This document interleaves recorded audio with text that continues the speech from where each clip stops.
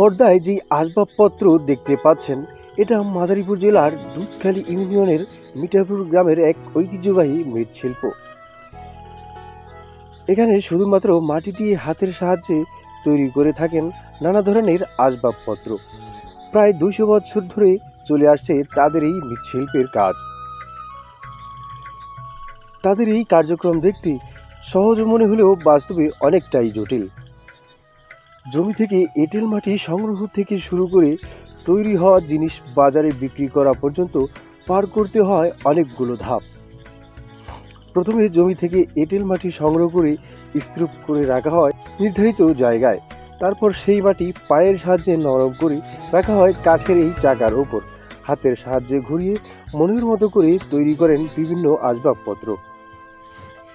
এরপরে রোদে শুকিয়ে সম্পূর্ণ আকৃতি দেওয়ার পর তাদের তৈরি নিজেদের এক বিশেষ ধরনের চুলায় পোড়ানোর মাধ্যমে শেষ হয় পরিবেশ বান্ধব এসব আসবাবপত্র তৈরির কাজ।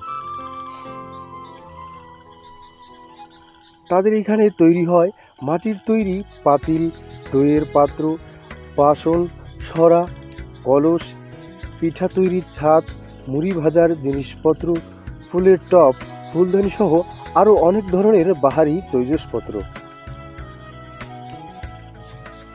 পূর্বে মাটির তৈরি এসব জিনিসপত্রের চাহিদা থাকলেও বর্তমানে এসব আসবাবপত্রের ব্যবহার অনেকেই করেন না। এর কারণে বেচাকেনাও আগের মতো নেই।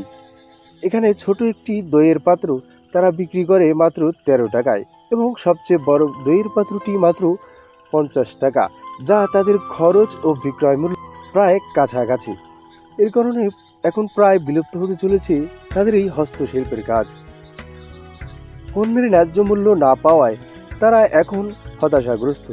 তৈরি হওয়া জিনিসপত্র অনেকে বিক্রিও করতে পারছেন না কয়েক বছর ধরে, যার কারণে লোকসান গুনতে হচ্ছে তাদের এই কাজে।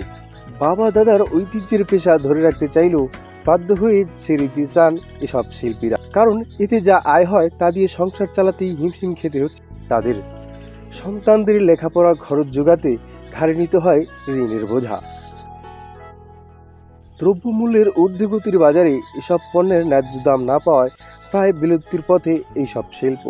তবে তারা চান মানুষ যেন তাদেরকে আর্থিকভাবে সহযোগিতা করে এবং এসব পণ্য কেনার জন্য আগ্রহ প্রকাশ করে। তাহলেই হয়তো টিকে থাকতে পারবে তাদের এই 200 বছর পুরনো প্রাচীন এইসব মৃৎশিল্পের কাজ। যদি কেউ তাদের আর্থিকভাবে সাহায্য করতে চান তাহলে যোগাযোগ করুন ভিডিওতে দেওয়া নম্বরে।